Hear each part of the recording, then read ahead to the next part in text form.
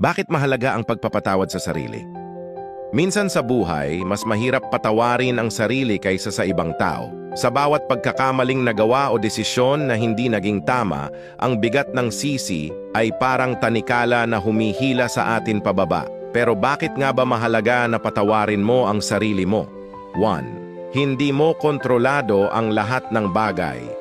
Maraming beses, sinisisi natin ang sarili natin sa mga bagay na hindi natin kayang pigilan.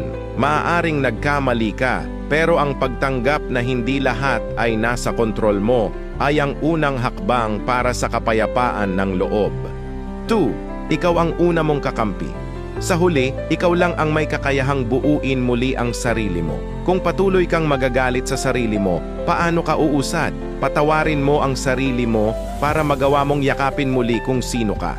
3. Ang pagpapatawad ay simbolo ng lakas, hindi kahinaan. Maraming tao ang nag-iisip na ang pagpapatawad ay tanda ng kahinaan, pero ito ay kabaligtaran. Kailangan ng tapang para harapin ang sakit, tanggapin ang pagkakamali at magpatuloy. 4. Nagkakamali ang lahat ng tao. Ang pagkakamali ay bahagi ng pagiging tao.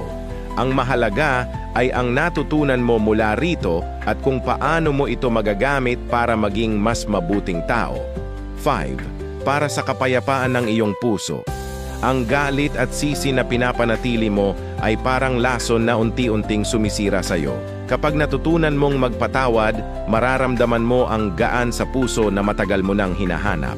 Kung kaya mong patawarin ang iba, bakit hindi mo rin subukang patawarin ang sarili mo? Anong masasabi mo? Comment below and follow for more. Totoong buhay. Maraming salamat!